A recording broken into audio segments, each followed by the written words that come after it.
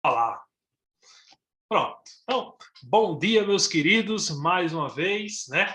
Graças a Deus, graças ao Senhor Jesus, estou de volta às atividades normais. Para quem entrou depois, não escutou aí o papo, né? Estava nessas 2 últimas semanas lutando contra a Covid-19, né? Uma luta diária, uma luta inexplicável, né? Para dizer a vocês, só peço que vocês se cuidem bastante, que vocês usem máscara, peçam aos seus pais, titios, quem for, quem mora com você, quando for sair, use a máscara, insista nisso. Essa doença não é uma brincadeira, não é qualquer coisa. Então, peçam que tenham bastante cuidado quanto a isso, se cuidem, né, e cuidem dos seus familiares, né? Então, foram 2 semanas de luta, 2 semanas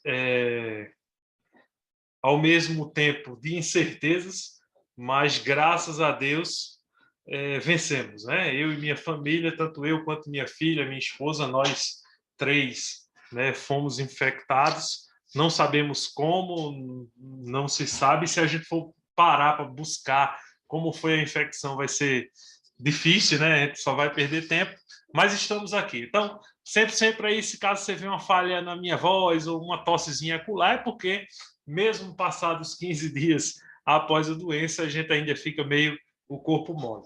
Pessoal, eu sei que está lá o Zoom no grupo, aquela coisa toda, todo mundo comentando sobre provas, conteúdos e por aí vai.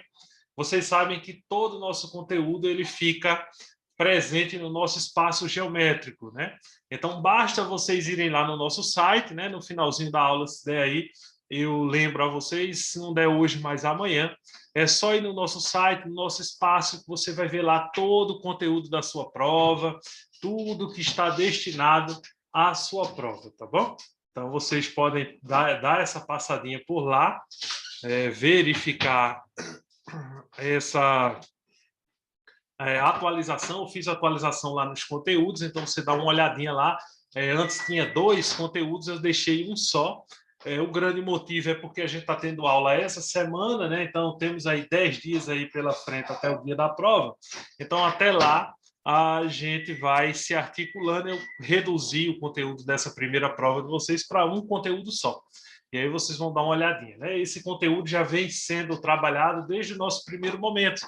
Hoje é que a gente vai fazer o acompanhamento do livro, a partir de hoje, né? Vai acompanhando o livro. E um detalhe, a gente só vai cobrar o que for trabalhado. Então, até sexta-feira, o que vocês veem, né? Vocês têm aula hoje e sexta, então o que for visto de hoje e até sexta-feira vai ser o que a gente vai cobrar. Na semana que vem a gente faz uma semana de revisão, respondendo questões, aquela coisa toda, e aí vai chegar posteriormente a data da prova de vocês, ok? Então, vamos que vamos. Alô, oi, o pessoal está me escutando? Fala no chat aí. Fala no chat aí que, pelo que eu estou vendo aqui, parece que sumiu tudo. Acho que voltou. Todo mundo está me escutando? Fala no chat aí para mim, por favor. Confirma para mim aí. Deu uma travada aqui, eu vi que estava, né? Sumiu tudo aqui no meu. Não sei se vocês estão escutando aí. Ok? Então, vai lá. Nas aulas anteriores, vou dar uma relembrada aí rápida para vocês. Vimos a base da geometria, né? Vimos um pouco da história da geometria. Vimos que a base da geometria, né, é estabelecida através do livro Elementos, desse camarada aí, Euclides. Ok? Então, esse cara aí foi quem praticamente determinou, né, toda essa base geométrica que a gente tinha. Na verdade, não é que ele determinou, ele apenas abstraiu o que estava na cabeça dele, né, para o papel. Jogou para o papel e as pessoas foram acordando com aquela ideia geométrica, né? Então, não é que ele criou do nada, né? Alguns chamam Euclides do criador da geometria. Não, ele não criou. A geometria ela já existia entre nós, já existia entre nossos espaços, porém, como a gente viu anteriormente, ninguém tinha fundamentado, ninguém tinha colocado no papel. Então, há 300 anos antes de Cristo, Euclides aí, né, um grande grego, ele determinou e fundamentou tudo isso, né, no papel. transcreveu para o papel, né, e no papel foi passando essas informações. Então, a gente viu isso aí nas aulas anteriores, estou só relembrando aí a vocês aí. No livro de vocês, na página 542, conta um pouquinho da história de Euclides, e aí você pode dar uma olhadinha aí, se você quiser, né? Ele foi considerado o alicerce dessa geometria, e com isso, ele criou os conceitos primitivos, né? Os conceitos primitivos foi a parte que na aula passada a gente não chegou a ver ao pé da letra, mas na aula de hoje a gente já vai ver esse conceito. O que seria esse conceito primitivo? Como é que eu posso dizer? Foi aquilo que ele determinou, né? Ele viu como construção e foi aceito sem nenhuma definição. Simplesmente as pessoas aceitaram e disseram, tá certo, beleza, ele tá correto, geometricamente é assim, vamos continuar desse jeito. Então, foi dessa forma que a geometria ela começou a ser baseada, né, nessas ideias do nosso querido Euclides. Beleza? Vamos avançar aí um pouquinho. E aí, professor, quais seriam esses conceitos primitivos, né? Deixa eu alterar aqui alterar aqui minha caneta. O conceito primitivo seriam esses 4. Ó. Ele disse que ponto seria algo sem dimensão, como vocês estão vendo aí, ó, nesse desenho aí. Então, algo que não tem dimensão, simplesmente, ó, o camarada faz um pontinho lá, acabou, isso é um ponto. Então, não teria dimensão. A reta possuía apenas uma dimensão, como vocês estão vendo aí. O plano possuiria 2 dimensões. E o espaço passaria a ser algo tridimensional. É só você olhar ao seu redor, ver o seu quarto, a sala, onde você estiver, aí, cozinha, o espaço da sua casa, aí, o mundo em si é o que ele chamou de espaço, aquilo algo tridimensional, com 3 dimensões. Então, esses foram os conceitos. Veja que não existe uma definição. Né? No livro de vocês, se vocês derem uma olhada aí, eles não falam com detalhes sobre esses 3 conceitos primitivos, né? Então ele não chega a detalhar os 3 conceitos primitivos, justamente porque não existe detalhamento sobre isso, não existe uma definição, não existe dizer o que é ponto, o que é reta, o que é plano, o que é espaço, isso não se tem. Né? Apenas foi aceito sem definição, para quê? Para que a geometria ela fluísse normalmente, para que a geometria ela tivesse uma fluência, ela trafegasse de forma tranquila, sem interrupção nenhuma. Né? Então, o Euclides determinou isso aí para a gente, ele fez essa determinação e disse, se partirmos desse princípio, aceitando que o ponto é algo sem dimensão, a reta só tem uma dimensão, o plano possui 2 dimensões e o espaço 3 dimensões, a geometria ela vai fluir sem atrapalho nenhum. Né? Claro, existem pessoas que é contra esses conceitos, tá bom? Então, existem matemáticos que são contra esses conceitos, não aceitam e tentam definir, tentam usar a definição para reta, usar a definição para plano, espaço, até para ponto mesmo, eles tentam articular, mas não conseguem, né? Porque o Euclides ele disse que cada conceito desse aí, cada conceitozinho, que chamou de conceito primitivo, o ser humano ele só consegue apenas construir. Ou seja, estava na cabecinha, transcreveu para o papel, conseguia construir, mas não conseguia explicar, determinar, comprovar. Tá bom? Então, era algo que estava na cabeça, que foi colocado no papel e o pessoal disse, beleza, aceita, e foi levado de geração em geração. Se eu pedir para cada um de vocês, no caderno de vocês, desenhar o ponto, desenhar a reta, desenhar o plano, e se brincar até desenhar o espaço, você desenha numa boa.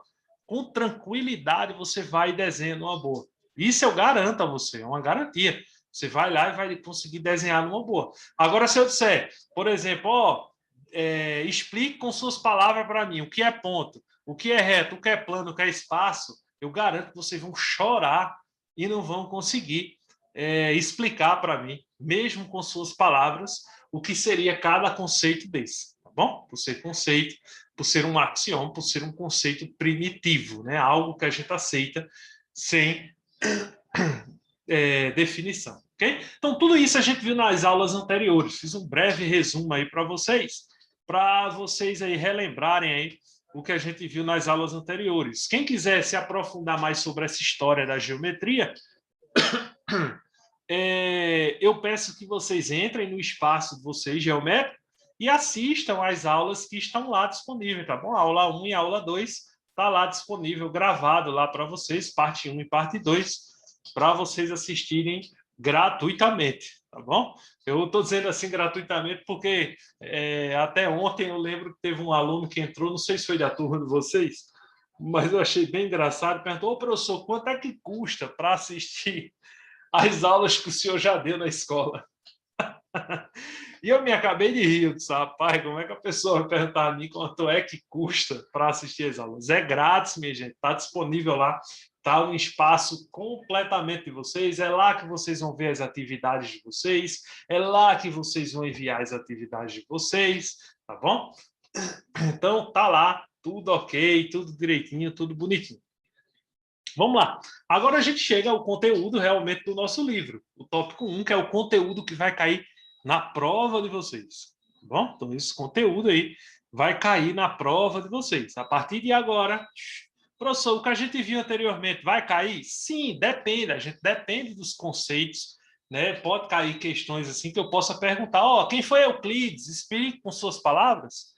E aí você contar para mim um pouquinho quem foi Euclides da geometria, tá bom? Então pode cair assim na prova. Não se preocupe que nas aulas de revisões a gente vai relembrar aí. Eu vou fazer perguntas a vocês e essas perguntas que forem feitas podem cair na prova de vocês. Quando for na semana que vem a gente vai fazendo exercício, questões, vocês não se desesperem quanto a isso.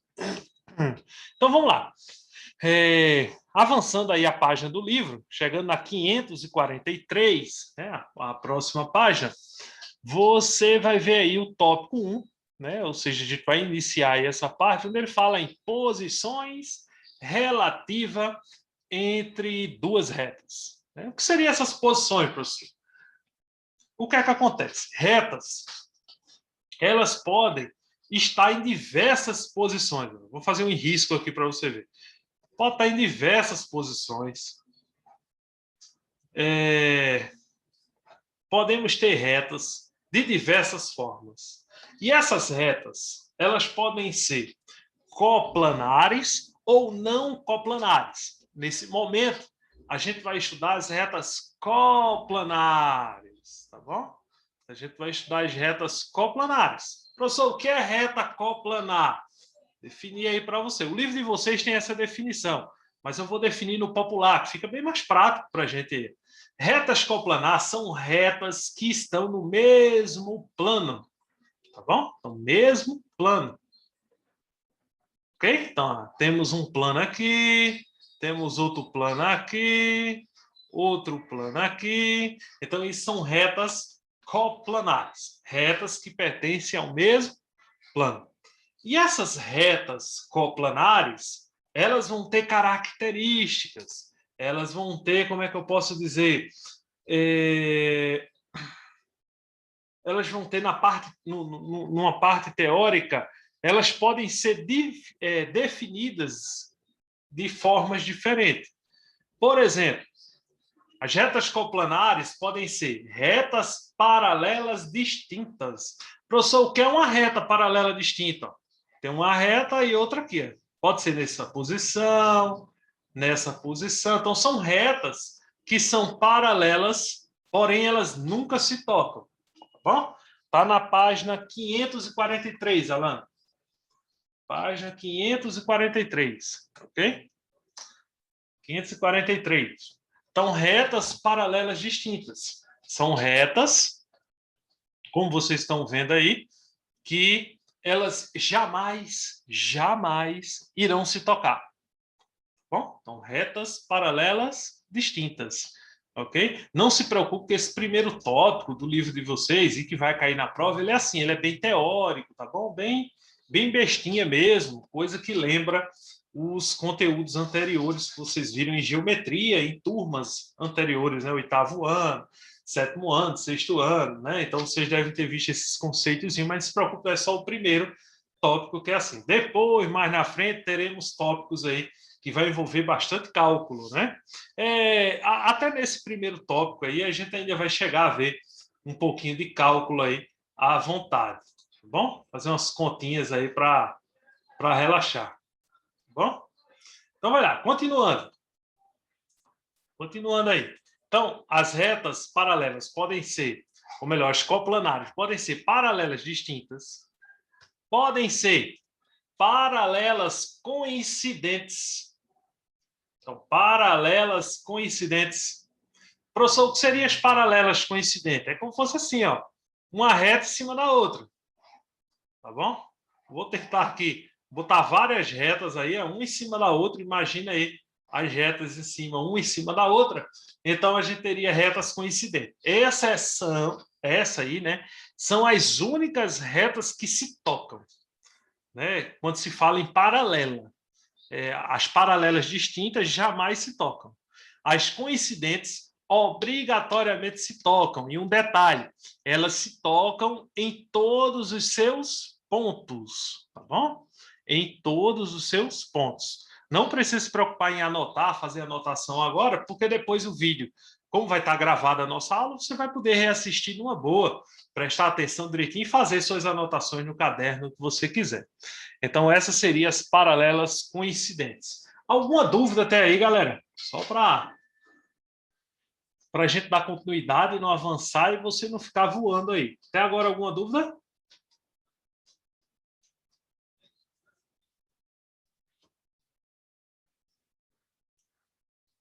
Aproveito também para pedir desculpa a vocês por não estar ligando a webcam hoje, que eu não sei o que danado teve, mas não pegou minha webcam hoje no computador, tá bom? Mas quando for nas próximas aulas, irei aparecer com o maior prazer.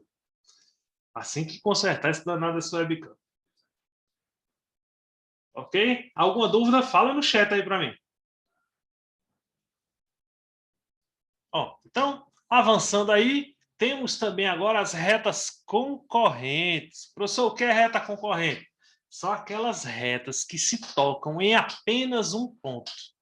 Ó, vou até fazer a anotação aqui que eu tinha esquecido.